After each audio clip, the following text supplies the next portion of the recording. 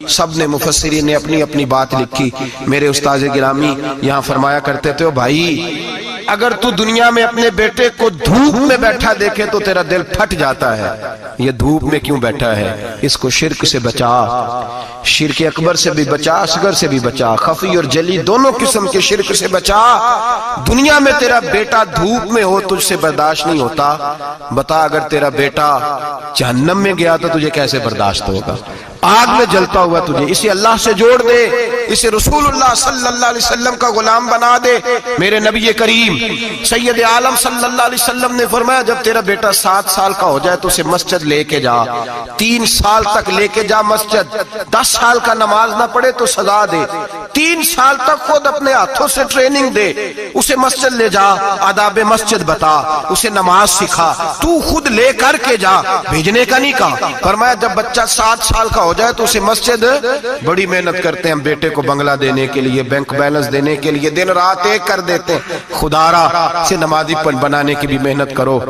حضرت بابا فرید الدین گنج شکر رحمت اللہ تعالیٰ علیہ کی اماں کہتی ہیں جب میرا بیٹا پیدا ہونے والا تھا تو میں رب کی بارگاہ میں دعا کرتی تھی، اللہ اگر تو مجھے بیٹا دے تو اس طرح کا دینا بیٹا میرا ہو پر بندہ تیرا ہو، اے اللہ اگر بیٹا دینا تو اس طرح کا دینا، میرے اللہ اس طرح کی مجھے اولاد دینا کہ دودھ وہ میری چھاتی سے پیے پر شکر تیرا ادا کرے، اے اللہ اگر بیٹا دینا تو اس طرح کا دینا کہ قوت روٹی روزی وہ زمین پہ کھائے لیکن اسی زمین پر وہ تیرے دین کا سپاہی بھی بنے، وہ مجاہد فی سبیل اللہ بھی بنے۔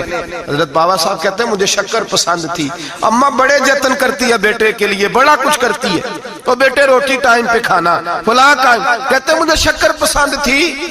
میری اماں سردیوں کے ٹھنڈے موسم میں اٹھ کے میرے لیے پانی بھی گرم کرتی، مصلی بھی بچھاتی اور پھر ایک پڑیا شکر کی بنا کے میرے مصلی کے نیچے بھی رکھتی، کہتی بیٹا نماز پڑھے تو اللہ شکر دیتا ہے۔ آپ فرماتے ہیں میں روز نماز کی 5 نمازوں کا وقت مصلی اٹھاتا تو پڑیا شکر کی ملتی، سکول اور مدرسے کے میں اپنے کلاس فیلوں کو بھی کہتا نماز پڑھو بڑی پیاری شکر ملتی ہے، کہتے ہیں میں روز شکر کھاتا۔ ایک سویرے فجر کی نماز میں اماں نے وضو تو کرایا، مصلی بھی بچھایا، پر دیہات کی وہ سادی بی بی جس کا سارا کام بھی خلوص پہ مبنی تھا، جو آکسفورڈ سے پڑھی ہوئی تو نہیں تھی لیکن آداب ممتا اسے سارے آتے تھے، جو کسی یونیورسٹی کی سند یافتہ تو نہیں تھی لیکن بیٹے کے ساتھ کس طرح کا رویہ اختیار کرنا ہے یہ سارا اسے پتا تھا۔ کہتے ہیں سادی اماں نے سارے کام کیے لیکن شکر رکھنا بھول گئی۔ بابا صاحب کہتے ہیں میں نماز پڑھنے لگا تو ماں نے یہ بھی بتایا تھا کہ نمازی کے آگے سے نہیں گزرتے، نمازی کے آگے نہیں ہوتے۔ اب اماں کہتی ہے میں مجبور ہوں، درس بھی میں نے دیا ہے، بھول گئی ہوں، اب شکر رکھنے جاؤں گی تو پردہ کھل جائے گا۔ ایک کونے میں لگ کے ماں روئی، بیٹے کی شفا کے لیے نہیں، بیٹے کی نوکری کے لیے نہیں، بیٹے کے اچھے مستقبل کے لیے نہیں، ماں روئی آنسو بہے تو کہتی کیا ہے، اے اللہ میں اسے اپنے آگے جھکانے کو جتن تھوڑی کرتی تھی، تیرا بنانے کے جتن کرتی تھی، اے اللہ مہربانی فرما میری پردے داری کر، اگر راز کھل گیا تو میرا فرید نماز نہ چھوڑ جائے۔ بابا صاحب کہتے ہیں اماں تڑپتی رہی اور میں نے نماز پڑھ کے مصلی اٹھایا، پہلے پڑیا ہوتی تھی اب تو پورا دریا شکر کا بہ رہا ہے۔ فرماتے ہیں میں نے وہ اٹھائی شکر کھائی اور میں نے چیخ کے کہا اماں جلدی آ، آج بڑی لذیذ ہے، آج شکر کوئی انوکھی ہے، اور آج تو کمال شکر دی ہے میرے اللہ نے، ایک پڑیا کی جگہ پورا دریا بہ رہا ہے۔ بابا صاحب رحمت اللہ علیہ فرماتے ہیں میری اماں آئی اور میری اماں نے بازو کھولے تو ماں کی ممتا ہی بتاتی ہے کہ اللہ کی رحمت کس طرح کی ہوتی ہے۔ کہتے ہیں میں نے اماں کے سینے سے لگا تو اماں رو کے کہنے لگی بیٹے پہلے میں شکر دیتی تھی، آج شکر بنانے والے نے شکر عطا فرمائی ہے۔ ساری زندگی پیشانی سے سجدے کا نور نہیں گیا، ساری زندگی وہ لذت عبادت نہیں گئی، اس لیے کہ استاد نے ڈنڈے سے نمازی نہیں بنایا تھا، اس لیے کہ پیر صاحب نے یہ کہہ کہ نمازی نہیں بنایا تھا کہ نماز پڑھو گے تو روٹی میں برکت ہو جائے گی، اس لیے کہ علامہ صاحب کا وہ بات سن کے ہم نمازی نہیں بنے تھے کہ جس نماز میں بتایا جاتا ہے کہ بیماریاں ختم ہو جائیں گی نماز پڑھنے سے، اماں نے رب سے جوڑنے کے لیے نمازی بنایا تھا۔ ساری زندگی بابا صاحب کہتے رہے اٹھ فریدہ ستیا، ਝਾੜੂ ਦੇ ਮਸੀਤ, ਚੱਲ ਹੁਣ ਉੱਠ ਫਰੀਦਾ ਸੁੱਤਿਆ, ਝਾੜੂ ਦੇ ਮਸੀਤ, ਉਹ ਤੂੰ ਸੁੱਤਾ ਹੈ ਰੱਬ ਜਾਗਦਾ, तेरी डाढ़े नाल परीत।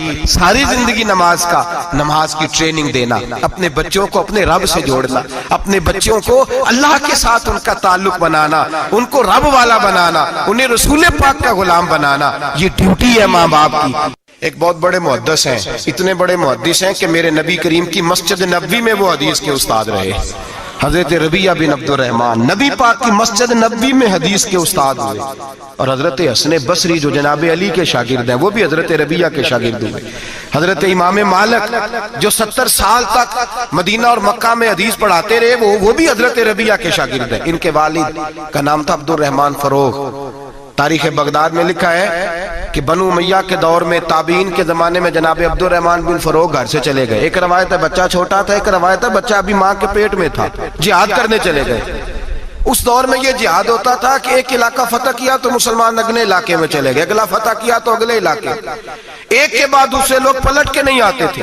हजरत अब्दुर रहमान गए, 30,000 दिनार बीवी को दे गए, कहने लगे संभाल के रखना, और जिहाद करने निकले तो 27 साल तक घर ही नहीं आए, और 27 साल के बाद आए तो हजरत रबिया मुहद्दिस बन चुके हैं, मस्जिद नबी में हदीस के उस्ताद हैं, बेटा बहुत बड़ा शेख बन गया है। वापस आए, हाथ में नेजा है, काली दाढ़ी थी सारी सफेद हो गई, वजूद बड़ा तगड़ा था, कमजोरी आ गई। आए, नेजा पकड़ा हुआ है, घोड़े पे बैठे हैं, मदीना मुनव्वरा में घर है, दरवाजे पे दस्तक दी, हजरत रबिया ने दरवाजा खोला, अंदर दाखिल होने लगे तो कहने लगे बाबा तू किधर घुसता आ रहा है? किधर? उसने कहा तू पीछे हट, तू मेरे मकान पे कब से कब्जा करके बैठा है।